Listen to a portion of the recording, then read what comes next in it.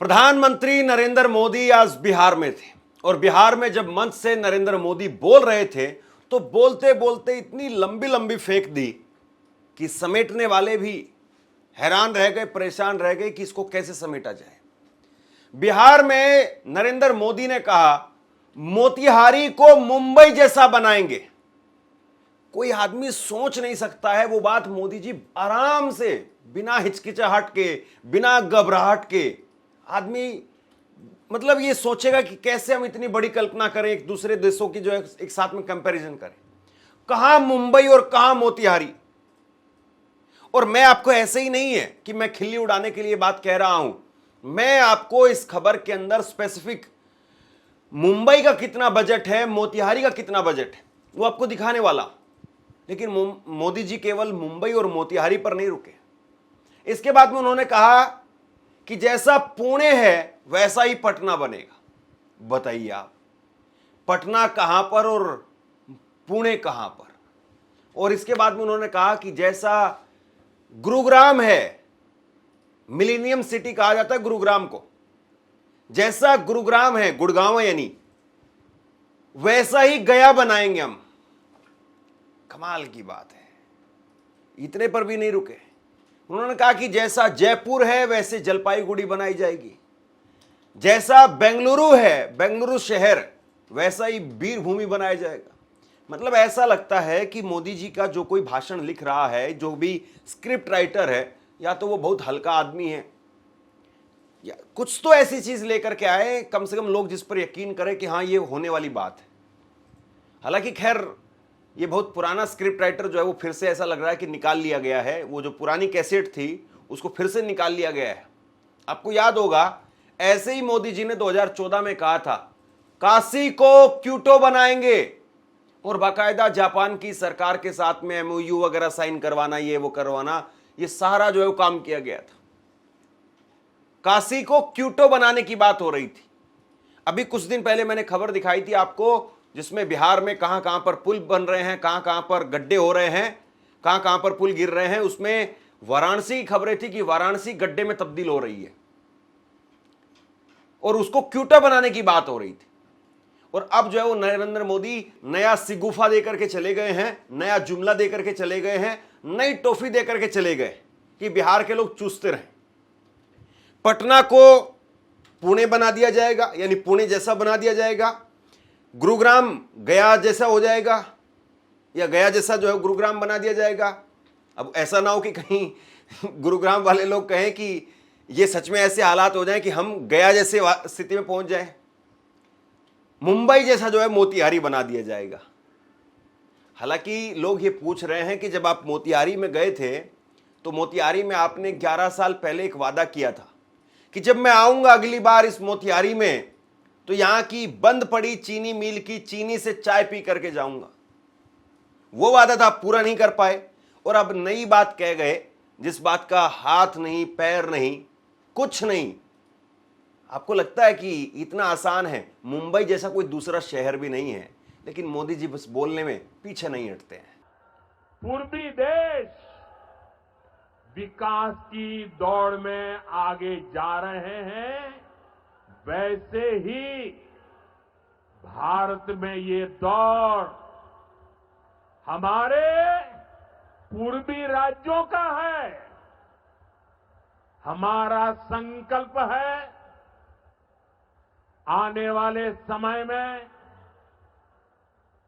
जैसे पश्चिमी भारत में मुंबई है, वैसे ही पूरब में मोतिहारी का नाम हो।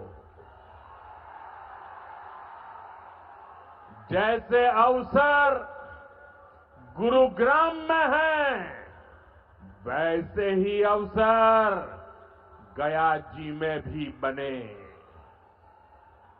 पुणे की तरह पटना भी, वहां भी औद्योगिक विकास हो। सूरत की तरह ही संथाल परगना का भी विकास हो। जयपुर की तरह जयपालगुड़ी, जलपाईगुड़ी और जाजपुर में भी टूरिज्म के नए रिकॉर्ड बने। बेंगलुरु की तरह बीरभूम के लोग भी आगे बढ़े।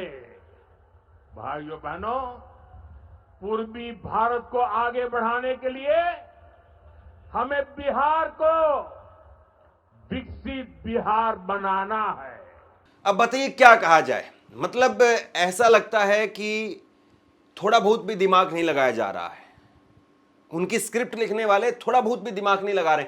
लोग अब ऐसा नहीं है कि इन चीजों को काउंटर नहीं करते हैं या ये बातें लोगों तक नहीं पहुंचती है या इन बातों पर डिस्कस नहीं होगा। और दूसरे राज्यों में डिस्कस होता या ना होता, लेकिन बिहार में जरूर डिस्कस होगा। बिहार के लोग जरूर डिस्कस करेंगे, वो जरूर चर्चा करेंगे। बिहार के लोग राजनीतिक तौर पर बड़े चतुर और शानी लोग कहे जाते हैं। वो शाम को बैठ करके इस बात पर चर्चा करेंगे कि भाई मोतिहारी मुंबई कैसे बन सकता है, वो पटना पुणे कैसे बन सकता है। और चलिए छोड़िए इन सब बातों को, मैं आपको बजट दिखाता हूं। बजट आप देखिए कि कहां का कितना बजट है और क्या वाकई इतना मुमकिन है। मुंबई महानगर पालिका, उसका बीएमसी। अब देखिए कि कोई शहर बनेगा तो कैसे बनेगा। ऐसा तो नहीं है कि कोई शहर जो बन रहा है उस शहर को बनाने वाले पाकिस्तान से, चीन से, जापान से लोग आएंगे, वहां के लोग फंड देंगे तब बनेगा। नहीं, कोई शहर बनता है तो उस शहर को कैसे साफ सुथरा रखा जाएगा, उस शहर में सड़कें कैसे ठीक रखी जाएंगी, उस शहर में जरूरत की चीजें कैसे ठीक होंगी, यातायात कैसे ठीक होगा, ये सब चीजों के लिए पैसा लगता है। मुंबई में कितना पैसा है, कितना बजट है और मोतिहारी का कितना बजट है, इस बात को जरा देखिए। मुंबई महानगर पालिका यानी बीएमसी का वित्त वर्ष 2025-26 के लिए प्रस्तावित वार्षिक बजट 74,427 करोड़ रुपए है, जो पिछले वर्ष के लगभग 65,181 करोड़ से 14% अधिक है। मोतिहारी का नगर निगम का वार्षिक बजट वित्तीय वर्ष 2025-26 के लिए 197 करोड़ 81 लाख रुपए स्वीकृत किया गया है। अब जरा आसान भाषा में समझिए, मुंबई का जो बजट है एक साल का, बीएमसी का बजट, वो 74,000 करोड़ रुपए है और दूसरी तरफ मोतिहारी का 157 करोड़ रुपए। यानी इसको आप अगर आसान भाषा में समझना चाहते हैं तो आप ऐसे समझिए, एक आदमी है उसके पास सिर्फ 200 रुपए और एक आदमी है उसके पास में 74,000 रुपए हैं। आपको लग रहा है कि आप उन दोनों आदमियों के बीच में कोई तुलना कर सकते हैं? 200 रुपए वाला आदमी 74,000 रुपए तक पहुंच सकता है क्या?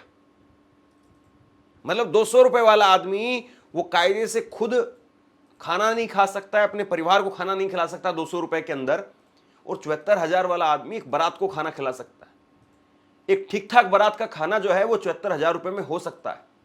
तो कहां कंपैरिजन कर रहे हैं साहब आप? फिर आप कहेंगे कि नहीं भाई मोदी जी ने कहा है तो कुछ सोच समझ कर कहा होगा, मोदी जी के भक्त कहेंगे। मोदी जी ने कहा है तो कुछ वाकई बहुत बड़ा करने वाले होंगे, वो वाकई जो है वो मोतिहारी को मुंबई बना देंगे।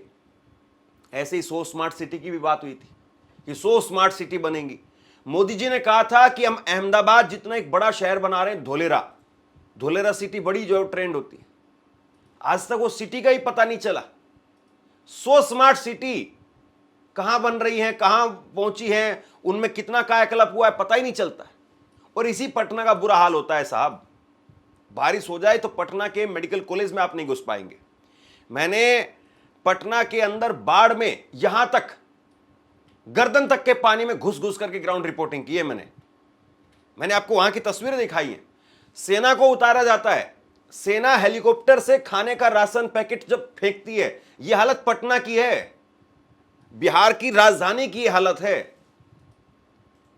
आप जाइए और पूछिए कि कोई भी व्यक्ति इस बात को झुटला दे तो। और मैंने ग्राउंड रिपोर्टिंग की है बाकायदा, वहां पर कमर तक का, यहां तक गर्दन तक पानी आता है। बीजेपी के ही दूसरे नेता थे, आजकल नहीं है, उनका देहांत हो गया।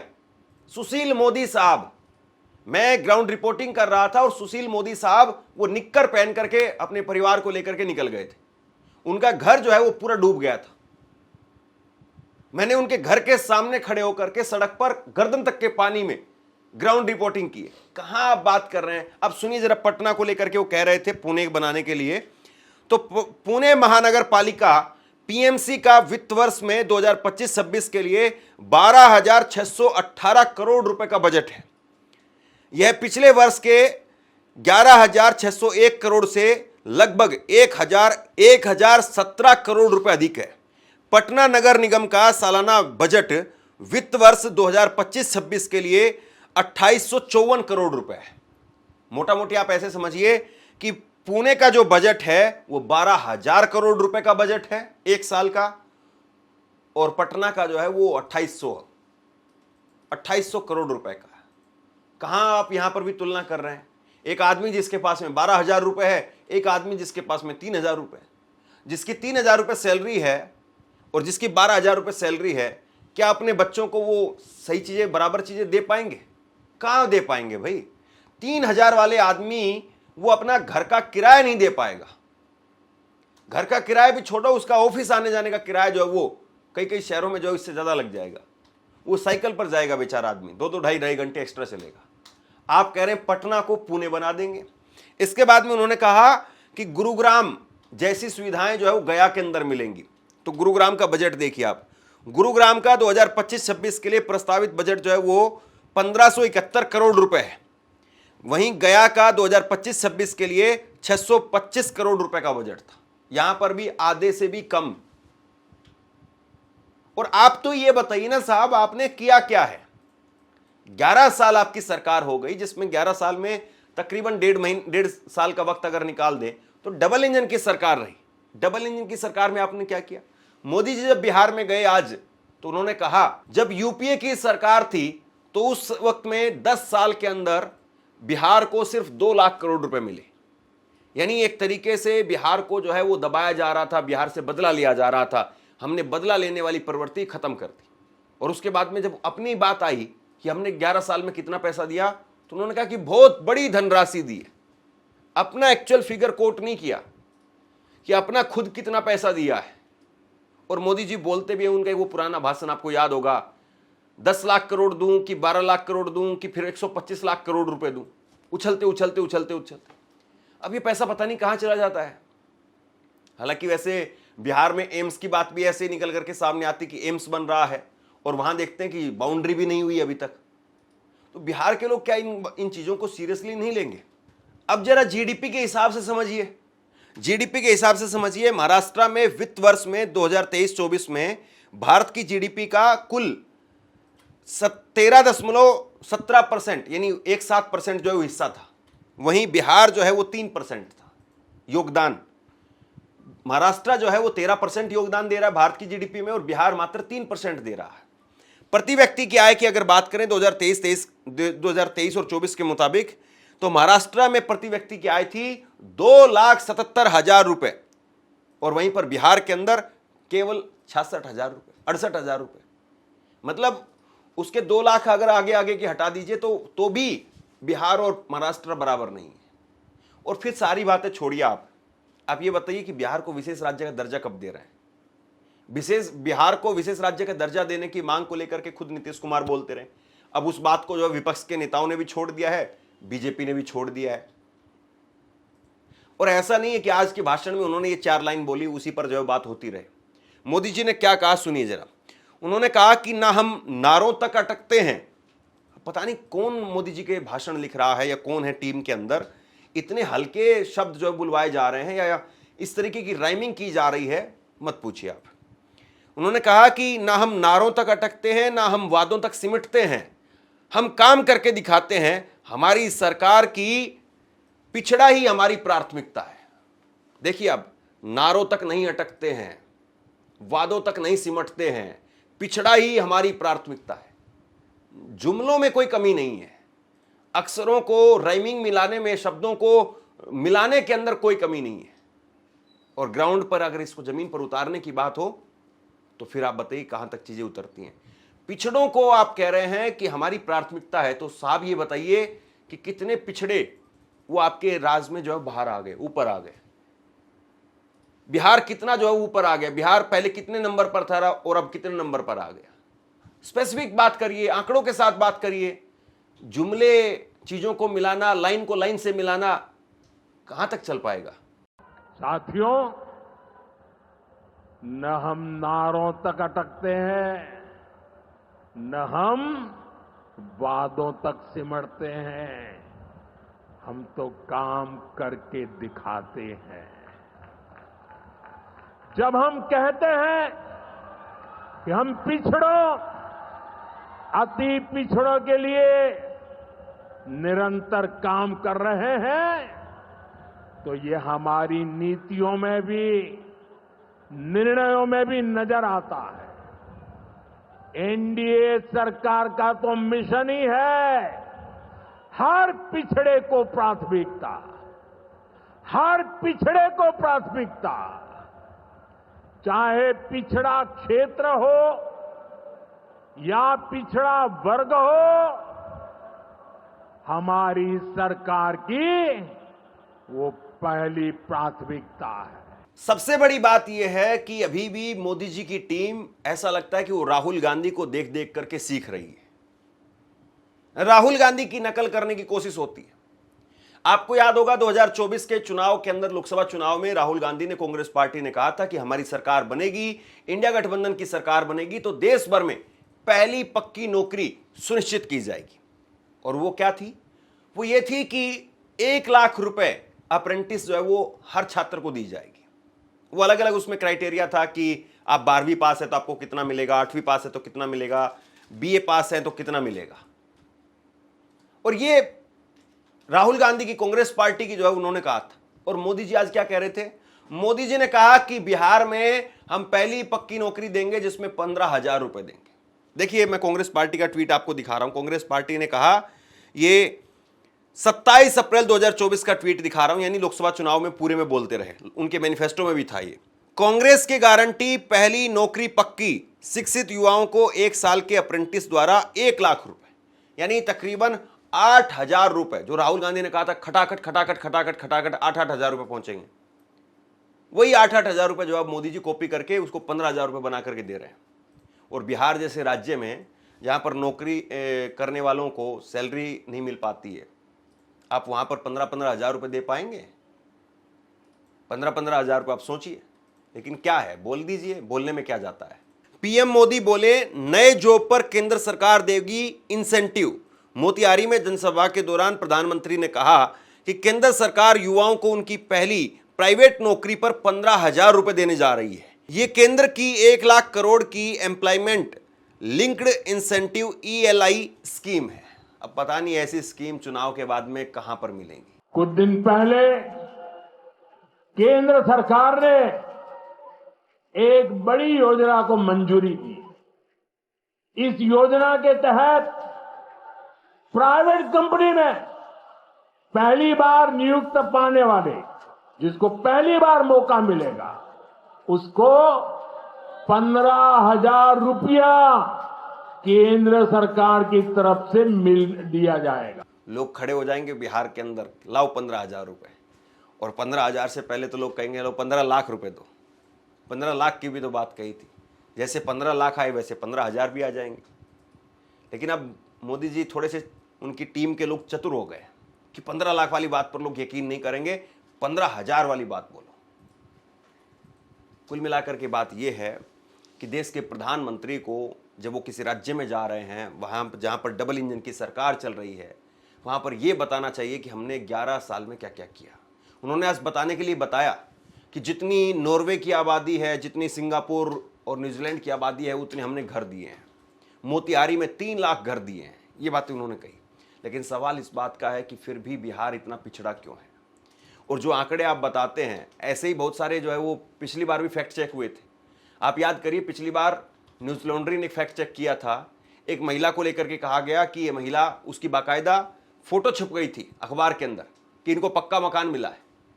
और फिर पता चला कि जिस महिला की अखबार में फोटो छपी है, वो महिला खुद उसी मकान में किराए के घर पर रहती है। 1,500 रुपए किराया दे रही थी वो महिला और किराए के घर में रह रही थी। तो जिसकी फोटो इन्होंने छपवाई अखबार के अंदर, उस महिला को भी पक्का मकान नहीं मिला था। और आज देखिए एक तस्वीर और देखिए आप, ये आज जैसे ही कोई व्यक्ति वहां पर राम मंदिर लेकर के, राम मंदिर का नमूना बना करके वहां पर खड़ा हुआ था, मोदी जी ने कहा कि एसपीजी के लोग जाओ और जा करके ले आओ और राम मंदिर जो मेरे पास लेकर के आओ। कितना आसान है ना कि आप राम मंदिर बना लीजिए, मोदी जी आपको देखेंगे, मोदी जी आपका नमूना जो है वो मंगवा लेंगे अपने पास में। वो जो मॉडल होगा राम मंदिर का वो अपने पास में मंगवा लेंगे, या आप मोदी जी की एक फोटो बना करके खड़े हो जाइए, मोदी जी आपको अपने पास में जो है वो फोटो मंगवा लेंगे। मोदी जी फिर बाकायदा ये भी कहते हैं कि आप इस पर अपना नीचे नाम पता लिख करके देना, मैं आपको चिट्ठी भेजूंगा। यहां एक नौजवान पूरा राम मंदिर बना करके ले आया है, क्या भव्य काम किया है। मुझे लगता है वो मुझे भेंट करना चाहते हैं। तो मैं मेरे एसपी जी के लोगों को कहता हूं, आप उसमें नीचे अपना आता पता लिख देना भाई, मैं चिट्ठी लिखूंगा आपको, ये आपने बनाया है। हाँ, मेरे एसपी जी के लोग आ जाएंगे, उनको दे देना, मेरी चिट्ठी जरूर मिलेगी आपको। बताइए आप। और वहां उड़ीसा के अंदर जहां इनकी डबल इंजन की सरकार चल रही है, वहां पर एक लड़की मर गई। उस लड़की ने सीएम पीएम सबको जो है वो जहां जहां तक हो सकता था सबको लिखा, किसी ने कुछ सुनवाई नहीं की, लड़की मर गई। वो कितने बेरोजगार जो है वो प्रधानमंत्री को लिख लिख करके मर जाते हैं, किसी चिट्ठी का जिक्र नहीं होता है। खुद दिल्ली की चौखट पर आकर के 1.5 साल तक किसान बैठे रहे, करीब करीब जो है 13 महीने, और 750 किसान वहां पर मर गए। लेकिन मोदी जी एक दिन नहीं गए, एक दिन कोई चिट्ठी नहीं भेजी उनके पास, उन किसानों को मुआवजा तक नहीं मिला। तो कुल मिलाकर के बात यह है कि नेता जब भी कोई बात कहे तो उस बात के पीछे कितनी सच्चाई है और कितना जो है उसमें धोखा है, इस बात को जरूर जनता को टटोलना चाहिए। शेयर कीजिए इस खबर को, और आप क्या सोचते हैं नीचे कमेंट बॉक्स में लिख करके जरूर बताइए। धन्यवाद।